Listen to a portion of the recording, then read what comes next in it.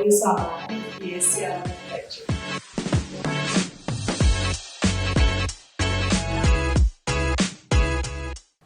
E bom, como o primeiro vídeo introdutório já foi feito, quem não conhecia, agora conhece um pouco, a gente consegue finalmente mergulhar na arquitetura e toda a inspiração que ela traz. E como primeiro objeto de estudo, eu queria trazer a arquitetura nórdica, mais especificamente a arquitetura finlandesa. Mas antes de tudo, eu acredito sempre que para falar de qualquer tema a gente tem que contextualizar, a gente tem que criar esse cenário de trás para entender melhor a informação que a gente vai passar, para que seja mais completa. E para começar, acho que vale lançar alguns dados básicos da Finlândia. Então, a população mais ou menos um pouco mais de 5 milhões de pessoas, o tamanho mais ou menos do nosso estado de Goiás, ou seja, pequeno e pouco povoado. Tem algumas fronteiras com países bem diferentes entre si, como a Noruega e a Rússia, que isso já diz para a gente um pouco que essa arquitetura vai ter influências bem opostas. Tem 2 línguas nacionais, oficiais, digamos assim, o finlandês e o sueco, porque a Finlândia, boa parte de sua existência, ela foi parte da Suécia. E lá para 1808, quando teve uma guerra entre a Suécia e a Rússia, esse território passou a ser de domínio do Império Russo. Então, andando para algumas cidades finlandesas, principalmente Helsinki, você consegue notar algumas construções que você fala, nossa, isso não é nórdico, isso é muito mais rebuscado, com detalhes dourados, com itens que a gente sabe que, em geral, o nórdico ele não utiliza. É um povo muito mais reservado, de um país que é pouco povoado, com muita natureza, então você consegue associar isso um pouco dessa diferença. E aí, indo um pouquinho mais a fundo, a gente vê que a topografia deles é predominantemente plana, quase 75% do território é coberto de floresta boreal.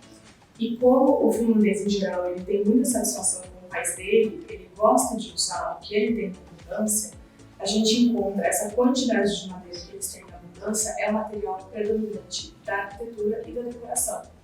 Assim como a pedra de granito, que para eles é um símbolo nacional e que eles usam com maior orgulho, e com tantos outros itens que a gente observa até na culinária. Eles são muito simplificados, muito diretos e fazem questão de representar isso para que os outros possam conhecer. E dentro dessa topografia, além desses campos planos, dessa quantidade de florestas, que já indicam também uma forte indústria madeireira que isso vai desenvolver, a gente consegue observar uma série de lagos, de sinuosidades, de pequenas ilhas que também são representadas na arquitetura. Por mais que o finlandês ele tenha muita arquitetura em linhas retas, ele apresenta uma grande mistura de linhas curvas que a gente não vê, às vezes, em muitos países isso acontecer. Mas lá a gente consegue observar, por exemplo, como na própria Biblioteca de Helsinki. Ela representa para eles, como símbolo nacional, eles se inspiram no navio quebra-gelo. Então, por isso ele tem aquela ondulação toda por fora e, para variar, ele é revestido em madeira para exaltar um outro símbolo que eles têm. E com isso, vai abrir um parênteses, quando a gente fala de satisfação, a Finlândia é conhecida como o país mais feliz do mundo, ou um dos países mais felizes do mundo, depende do ano que a ONU lança a sua pesquisa. E ao contrário do que a gente entende de felicidade de ser algo eufórico, um momento, para eles, a felicidade ela é uma satisfação com o que você tem, com o que o seu país fornece. E isso é baseado através da generosidade entre as pessoas, através do livro que vai ser lógico dos instrumentos de estudo, da estabilidade, da segurança, de como eles se sentem livres no seu país para se expressar, como eles se sentem seguros também lá dentro, e da percepção mínima de corrupção, que aí eles até chegam a frisar. O finlandês ele se sente extremamente livre para ter os seus posicionamentos e ele baseia essa liberdade, essa satisfação principalmente na generosidade de outras pessoas e na corrupção mínima que eles têm, que leva a uma segunda observação que eles fazem, que um dos coautores, só por curiosidade, chegou a mencionar que realmente a felicidade do país ela se baseia muito na generosidade e na ausência de corrupção. Bom, mas ok, e a arquitetura no meio disso tudo? A gente já falou mais ou menos como é essa sensação dessas pessoas, o que elas entendem por ser algo positivo, que é um país menos povoado, com muita abundância de natureza, de espaços livres. A gente já comentou que foi um país que pertenceu a 2 domínios com estilos e populações muito diferentes. E, apesar desses estilos muito diferentes, o finlandês ele acabou ficando mais fiel realmente ao nórdico, ao sueco, sendo mais reservado, mantendo a sua casa como um foco do seu convívio social, tendo a natureza como seus objetos de decoração, pegando o que ele encontra no jardim, uma pedra, um pedaço de galho, e colocando isso na decoração. Isso é muito comum lá. As flores que ele colheu no jardim, de repente, e tendo espaço sempre para receber as pessoas, porque ele vai receber as pessoas lá com frequência, sejam seus familiares ou amigos próximos, e eles vão fazer a sauna, porque a sauna ela é um símbolo que influenciou muito a arquitetura, porque ela iniciou a arquitetura. Sempre se acreditava que, em parte, alguns acreditam nisso, que se faziam buracos no chão e se colocavam pedras quentes nesses buracos. E esses buracos emitiam vapor que não só aqueciam, mas serviam para limpeza, para cozinhar, para uma série de coisas. Então, esse espaço de vapor, de calor, é o que dava origem ao resto da casa. Primeiro se construía esse espaço, onde você conseguia ter as necessidades principais, e depois você construía o resto da casa. Tanto que quando você conhece uma casa muito antiga lá, você estranha e você olha que no mesmo ambiente tem uma cama, tem um fogão e tudo se concentra ali. E depois nascem outros ambientes, como os quartos, salas, etc., que você até não entende por que então tem um quarto com uma cama e tem uma cama aqui no meio do fogão, porque para eles esse era o início de tudo. E a sauna tem uma peculiaridade lá muito grande, existe mais de 3 milhões de saunas na Finlândia. A gente tem sauna até na roda gigante. A roda gigante deles tem 2 cabines de sauna, que eu não sei como alguém conseguiria sobreviver, porque eu, quando tentei fazer a sauna deles, você acha que vai morrer, é muito quente. Ela vai de 80 graus a 100 graus e tem uma cesta de pedras no meio, que é essa cesta de pedras quentes que você joga água por cima quando você bem entender. E a partir do momento que você joga, vem um vapor muito forte, muito quente, que você inala, e que eles consideram isso como extremamente benéfico. E não suficiente por aí, eles dão pequenas batidinhas no corpo com galhos de pétalas e depois eles mergulham no lago gelado, seja no verão ou no inverno. E aí você acha que a tortura acabou, mas eles te mandam de volta a repetir o ritual quantas vezes for necessário, quantas vezes você quiser. Bom, eu parei na primeira porque eu não tinha condição de continuar nessa situação. E aí, a partir disso, saíram grandes nomes da arquitetura finlandesa, e um deles, que eu acredito que é o mais conhecido por todos, é o Alvar Aalto, que além de ter sido um super arquiteto, ele também fundou uma marca de mobiliário e objetos de design, e que até hoje essa marca, por mais que ele já não seja mais vivo, ela ainda comercializa em grande quantidade, e os finlandeses adoram, têm o maior orgulho de todos os objetos que são vendidos lá. E além dele ter sido um arquiteto muito famoso, ele pertenceu a uma fase do que a gente chama de modernismo. Ele nasceu lá em 1898, mas foi conhecido por um modernismo mais orgânico, que é um pouco mais diferente do que a gente está acostumado a ouvir falar. E por que eu quis falar dele? Porque além de ele ser tão famoso, todo mundo conheceu, ele tem um conceito um pouco mais próximo do nosso trabalho aqui.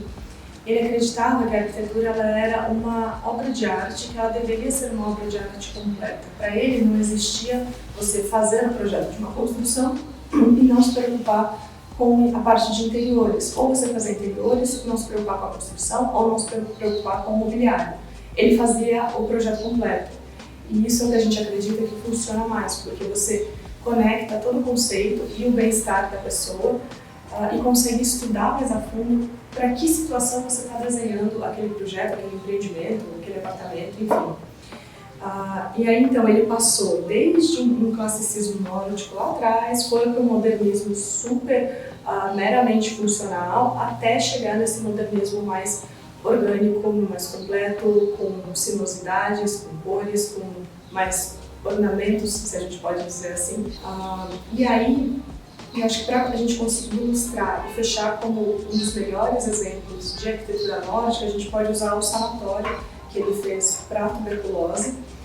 Na época, se acreditava que a tuberculose seria curada ou teria um tratamento mais fácil se o paciente tivesse afastado, no ar puro, no meio da natureza. Então eles criaram esse edifício. Alguns pacientes chegaram a ficar internados até 3 anos, então ele teve um cuidado enorme de como essa pessoa vai aguentar ficar 3 anos lá e o que poderia auxiliar nesse tratamento.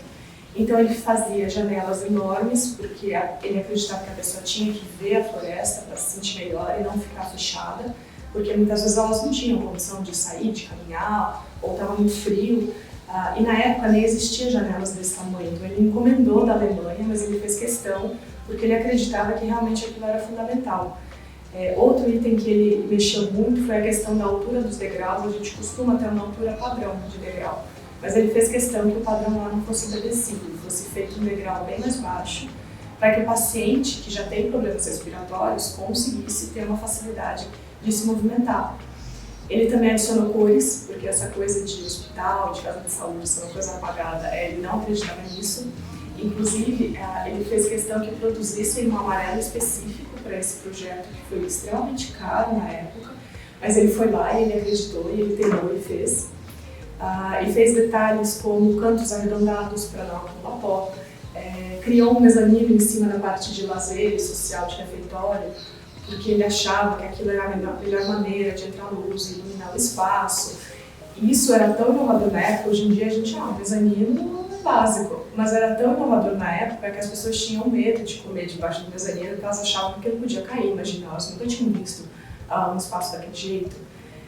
E aí, não contente só com isso, não suficiente com isso, ele criou uma varanda enorme no topo do prédio, que era para colocar as pessoas lá durante algumas horas do dia, então elas ficavam deitadas nas suas macas, nas suas cadeiras, fazendo exercícios respiratórios, inalando o ar que vinha da floresta. E eles plantavam principalmente as árvores mais jovens, sempre próximo ao prédio, porque eles acreditavam que pela árvore ser jovem, ela estava liberando mais oxigênio, ela estava purificando mais o ar do que uma árvore mais antiga.